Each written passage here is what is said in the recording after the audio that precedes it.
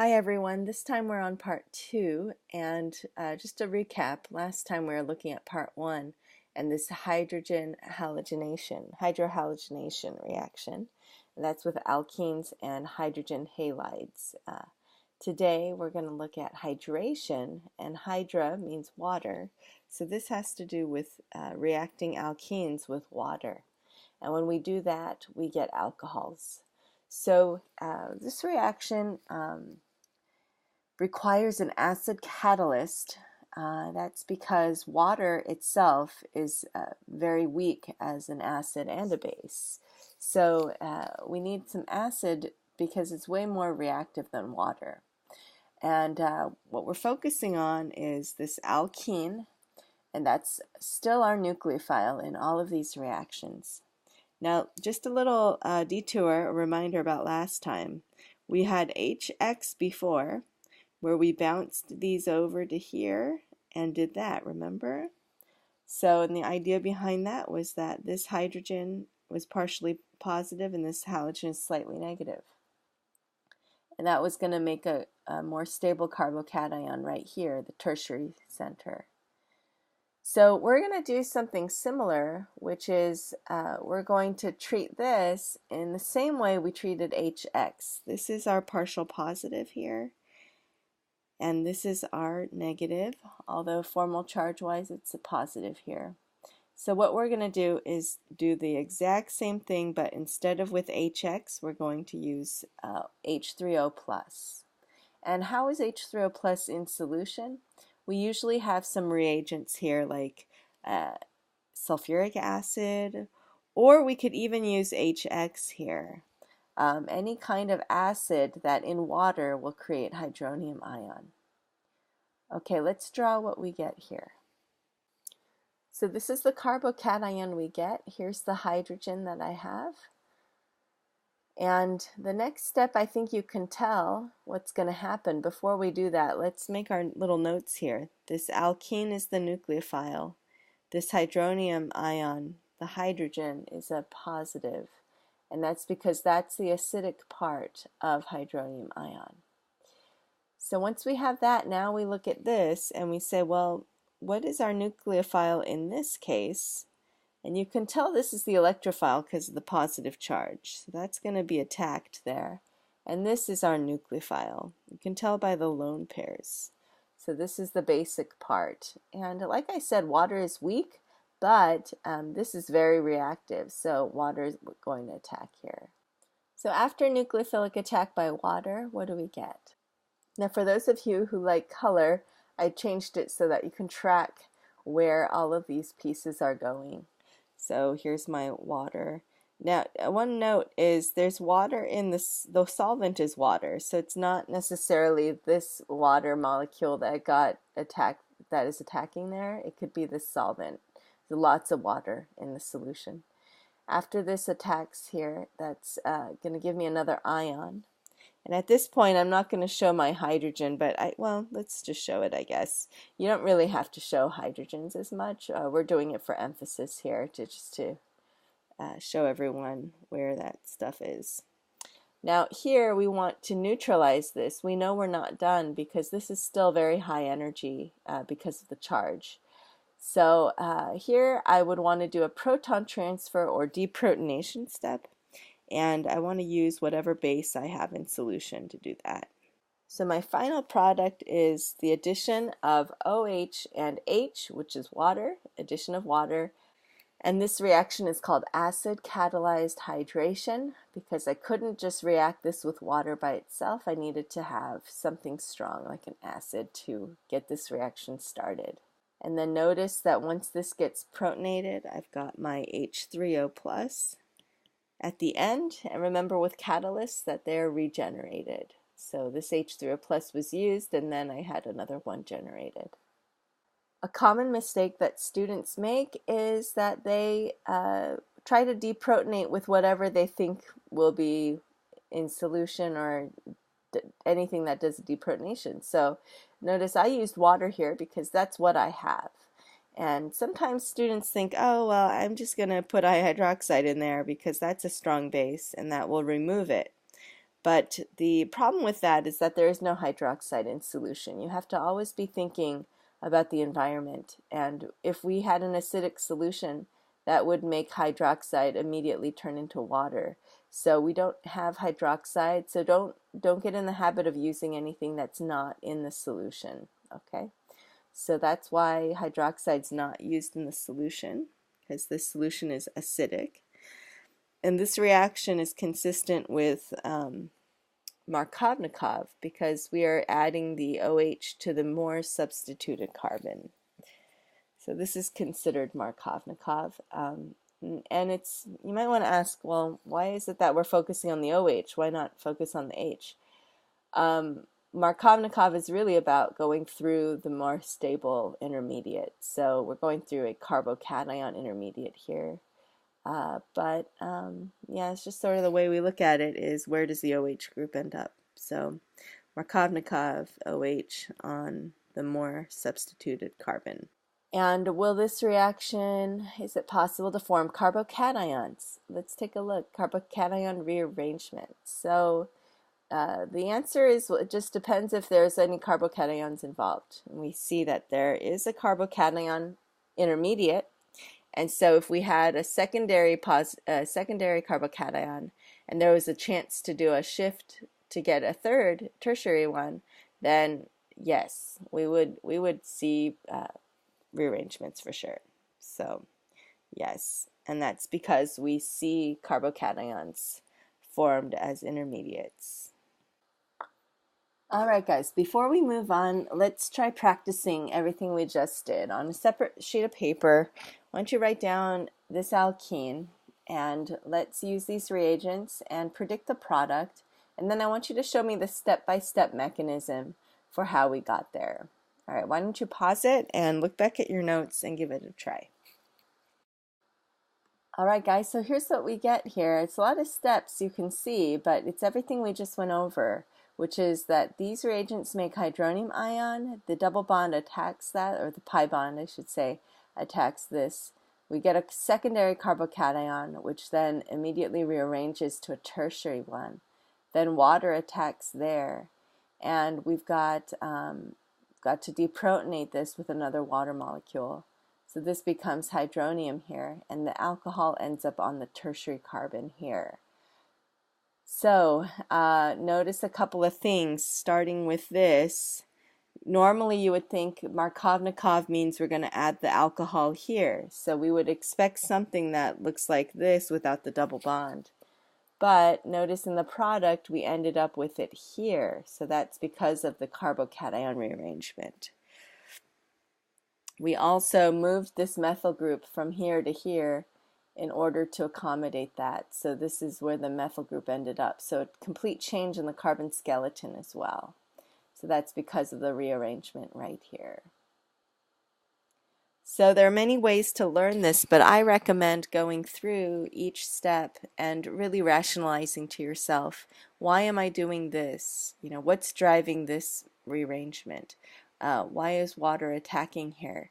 Why am I not stopping here? It's because water has to deprotonate and neutralize this.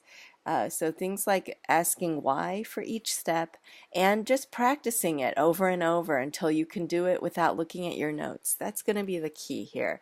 I remember many hours of just sitting down after class and writing out all of my mechanisms over and over, making a clean sheet and just, finally documenting it when I felt like I could remember it on my own. Then I would just make a really clean sheet of notes on it to keep and continue reviewing. But it took me, a while, half an hour just to write it out over and over until I could do that by myself. So that's the kind of thing that it took for me, but everyone's different. So you just have to find out what works for you. All right, so what we have here is another reaction. I'm going to use a different alkene instead of this one. I want to show you with this one what happens. And the purpose of another hydration reaction is because this one's going to help us avoid carbocation rearrangements. Sometimes we don't want to see that. So if that's what we want, we have to use a separate set of reagents. This one is mercuric acetate in water and THF. And then a second step is using something called sodium borohydride. So let's tear this apart. Let's focus first on the first step, so oxymercuration. So this is where we use mercury attached to two acetate groups, so mercuric acetate. And drawn out, it looks like this, but these acetate groups are abbreviated OAC, and you're welcome to use that abbreviation. What's going on here is very similar to what we had before, in that we had HX and we had H3O plus, and in both of these situations, we bounced these electrons and grabbed the H's, right? And we pushed these guys off as a leading group. So everything sort of has been the same so far. Now let's see what happens when we have this guy. We're going to say the mercury is partial positive because it's a metal, and metals are generally electropositive. We've got the oxygen, which is electronegative. So using this dipole, we can assume that we're going the same route as before, where we're going to attack there and we're going to release here. So that's going to give us a positive charge right here. However, mercury is different from hydrogen in that it's much larger and it's got lone pairs. So it's what we call polarizable. So you guys might remember that bromine and chlorine were polarizable. And so because of that, it's going to be able to come back and prevent that carbocation from forming. So I'll maybe show in a different color that what will normally happen is we make a carbocation here, but because this is a source of electrons to help stabilize that, it can come back and attack right here. So what that means is that neither of these carbons have to be a carbocation. So let's show that in the next step. So now this is sort of strange because the double bond is being used to attack mercury, but mercury is attacking back. So what that does is it puts mercury in the center, and it's got one bond that it made from the original attack, and then when mercury attacked back, it made this bond right here. So that lone pair is gone now, but I still have one of the acetate groups is still attached. The other one got released. So I'm going to show that right here. I'm going to say OAC is attached and one acetate group is released. And that puts a positive charge on the mercury. So at this point, I sort of want to also say that we have partial positive charge on each of these carbons because of this positive charge here. So we feel the mercury pulling some of the electrons away from these carbons because it's taking on this formal charge. And we also have water and THF. Now I know you don't know what THF is yet. It's tetrahydrofuran. And it looks like this, except I made a mistake. It's got double bonds right here. And tetrahydro means 4 hydrogens, so you can see there'd be 4 hydrogens here. And this is a polar aprotic solvent, and so this is in solution to help dissolve everything and keep everything, all the ions are interacting in a way that will help keep this dissolved. So, and stabilized. All right, so what we have here is acetate then looks like the nucleophile, but remember there's solvent of water. So I'm going to show water molecules. So there are water molecules everywhere. And, if you ask yourself who's more basic here, is it water or is it acetate? Who's more likely to come in? There are 2 ways to think of that. One is, what's the conjugate acid of each of these? So conjugate acid of acetate is acetic acid, which is a carboxylic acid, pK of 5. And water's conjugate acid is hydronium ion, which is much stronger, pK of 0 or even negative. So this is going to be a weaker base than acetate. So just based on base strength, yeah, this is definitely a stronger base, and it's negatively charged. But likeliness also has to do with who's around. And if we have acetate, but with lots of water around, then water is going to be more likely to attack. So water will come in and attack one of these two carbons and release the mercury. Which carbon it attacks is based on the Hammond postulate and the idea of which pathway will have a lower activation energy. So if this is a secondary, or this is sort of like a primary carbocation, right? Not really carbocation, but sort of like a primary carbocation. It's just partially positive though. This is like a secondary carbocation, but it's not fully a carbocation, it's just partially positive. So just based on that idea of these being like carbocations, but not actual carbocations, we can say that the attack at the secondary one is going to be more stable than the attack at the primary one. And that's drawn over here. If you look at the transition state of the water attacking, it's going to be lower energy for the attack here at the secondary than the attack here at the primary. So even though these aren't carbocations, they're carbocation-like. Okay, so I'm going to have one of these water molecules attack here, because that will lead to a more stable transition state, which means a lower activation energy. Once we do that, let's see what happens.